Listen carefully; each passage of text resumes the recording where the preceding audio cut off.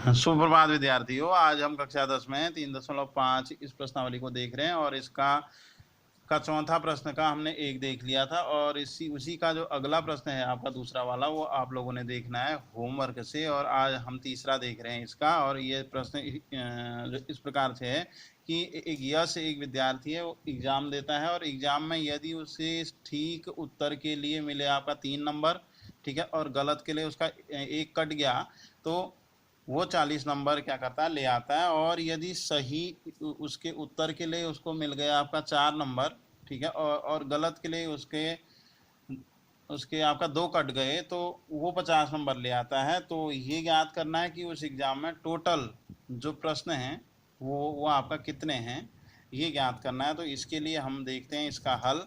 हम ये मान लेते हैं कि जो सही वाले आपके क्या कहते हैं, जो वह प्रश्न हैं, वो सवाल हैं आपका x, ठीक है, और जो आपके रॉन्ग वाले हैं, जो गलत वाले हैं, वह हैं y, ठीक है। अब हम लगाते हैं यहाँ इसकी प्रथम शर्त। और ये शर्त इस प्रकार से है कि वो टोटल अंक अगर उसे ठीक पर 3 अंक मिले, ठीक, और गलत पर उसका एक कट गया, तो टोटल जो है नंबर वो कितने हैं, वो 40 हैं। तो ठीक पर मिले आपका 3 अंक, तो टोटल जो वो हो गए अंक आपका 3x हो गए। और क्या कहते हैं, और रॉन्ग पर कटा 1y, तो 1y हो गया, ये 1 हो गया, और इक्वल टू ये 40 हो गया, ठीक है।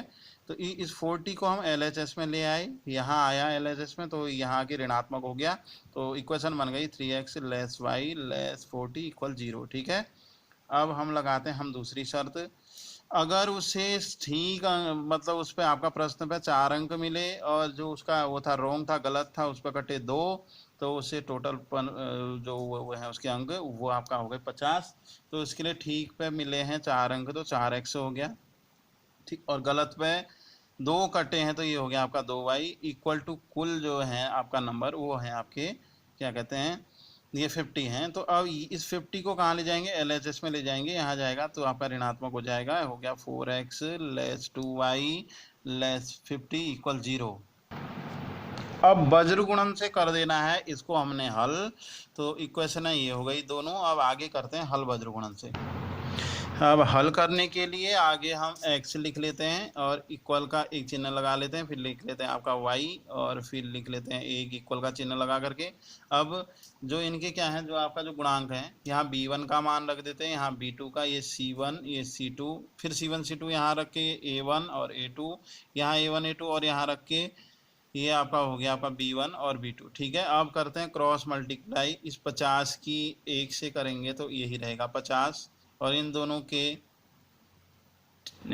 के ठीक आपका बीच में ये माइनस का साइन लग जाएगा, और इस 40 की होगी इस 2 से, तो ये हो गया बच्चों 80, ठीक है, इज इक्वल टू। अब यहाँ भी वही होगा, क्रम चलेगा। इस 4 की पहले किससे होगी, इस 40 से होगी, 160 हो गया, और माइनस भी के हो गया। इस 50 की फिर इससे होगी 3 से, तो ये हो गया 150, और ये भी माइनस में हो गया।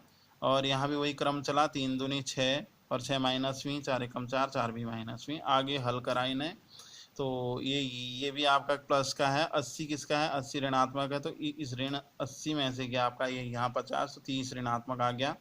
अब यहाँ इसको खोला ब्रैकेट को, तो 150 हो गया आपका प्लस का, और प्लस वाले में से घटा ये वाला घट गया आपका, इसमें से घटा ये प्लस वाला, तो यहाँ आ गया आपका 10 माइनस का हो गया।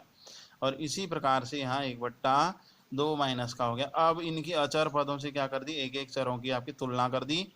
इसकी क्या कहते हैं तुलना, तो x/30 है माइनस का, यहाँ 1/2 है, इस माइनस से इस माइनस को काट दिया, क्रॉस मल्टीप्लाई कर दी कि x एकम x, और यहाँ यहाँ क्या हो गया आपका, ये हो गया 15 एकम, ये 15 हो गया, x बराबर आ गया 15, ठीक है। और यहाँ ऐसी इसकी करी यहाँ तुलना, तो इसका मान 5 आ गया y का, यानी कि ठीक वाले जो है प्रश्न उनकी क्या टोटल संख्या हो गई आपका 15, जो रॉन्ग वाले प्रश्न हैं उनकी संख्या हो गई 5। तो इस प्रकार उस परीक्षा में कुल प्रश्न हो गए आपका 20। इस 5 को और इस 15 को क्या कर देंगे बच्चों, इसको हम जोड़ देंगे। एक लाइन आप लोग और लिख लेना इसी में, क्या करोगे, जोड़ के लिख लोगे कि इसके टोटल प्रश्न इक्वल टू 5, और 5 प्लस आपका ये हो गया 15 इक्वल टू 20 हो गया, ठीक है। ठीक है बच्चों, इसको आप लिखिए और समझिए, ठीक है। और अगला प्रश्न जो इसी का और चौथा है, और ये चौथा वाला भी आपके लिए होमवर्क है।